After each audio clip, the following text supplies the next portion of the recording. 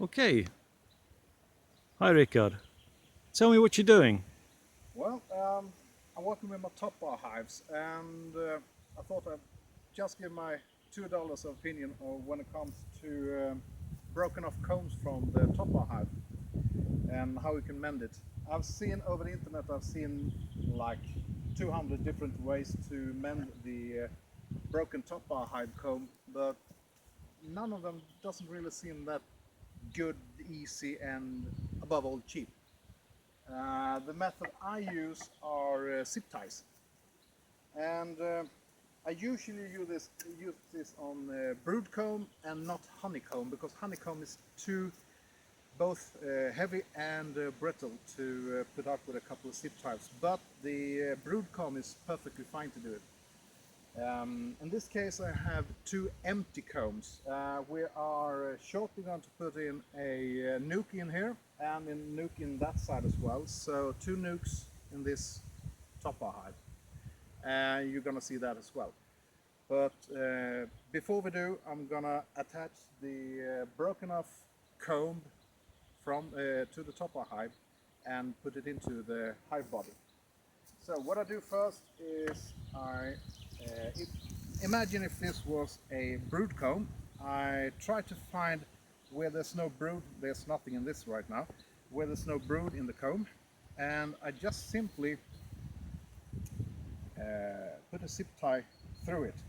I go down maybe 4 or 5 centimeters, about about inch and a half down into the comb. Put two in this case. If they were full of brood, I would take 3 zip ties, and I just place them so I could put the zip ties around the top bar hive and just gently close them. Oh, come in a bit closer there. Yeah, Yeah. I just gently close them and rearrange it so they are fairly straight and secure like this, and snip off the bits of the zip tie, and there we are. So within a week or 2, 3, depending on the honey flow, um, within a couple of weeks this will be reattached to the top bar and you can take away the zip ties. Otherwise the bees will actually try to chew out the honeycomb straight above the zip ties, and you will have a break issue around where the zip ties are. I left the zip ties in one top bar hive for 2 years, and they actually chewed around so that the honeycomb actually fell off the top bar again. So this is the best method I found to reattach a broken off honeycomb or comb, wax comb from the top bar hive. I'm going to put it in here, and we take another one. Oh, come in close then. Yeah, do that. I'm gonna just break this piece off so I get a bit of a more square area to put it in. I'm not that worried about getting the honeycomb in the wrong direction. The bees build the honeycomb so they have a slightly inwards leaning comb so that the honey doesn't drip out, it will stay down into the honeycomb. And I'm not that worried about putting it the wrong way because the bees will fix it. And there we go, just fixing so it's kind of straight.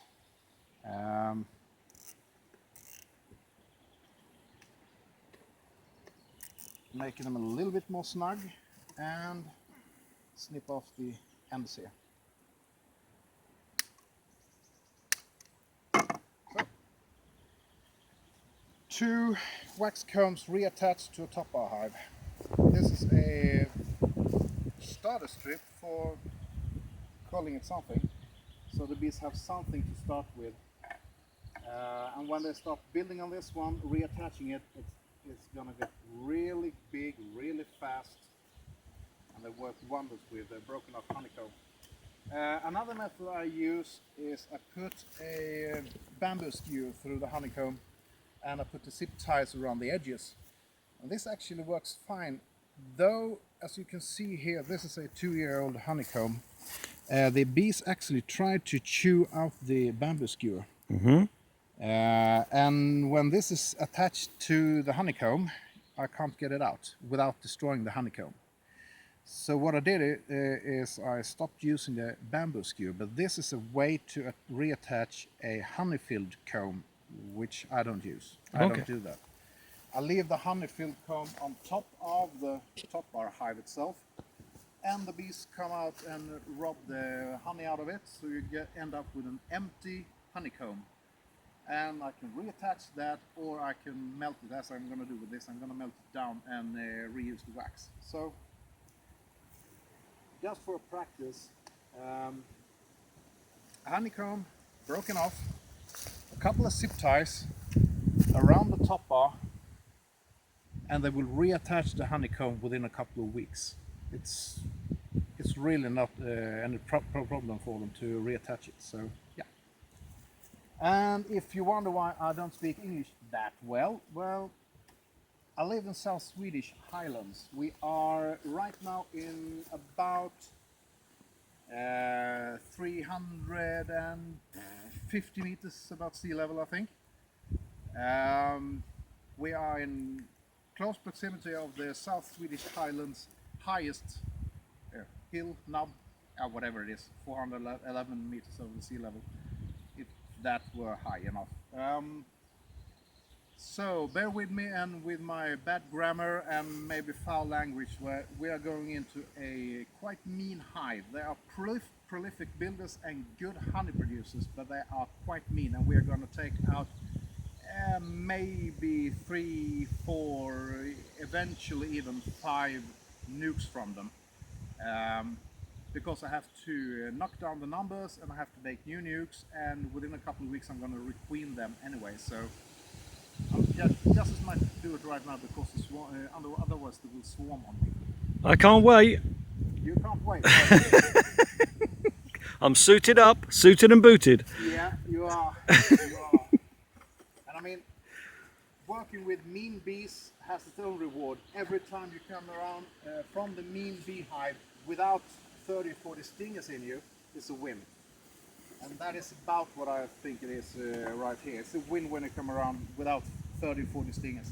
And this contraption is actually a mouse trap. I have a few of them in the beehives, because when fall comes around, we are right now around midsummer. I think midsummer is next week. Yep. And the mouse traps are not used at the moment, but as soon as August and September comes around, the mice will start to migrate towards food and shelter, and this is a sure way to end their tyranny. I actually have hives that died out last winter due to the mice population got into them, and the mice actually ate up about, I would say, 25 to 30 kilos of honey. So a few of them actually starved to death during the spring month. So mice, not here. In with the traps and leave them on there. So see you in a bit, and we are at the mean hive. Nice one. Thanks, Rickard.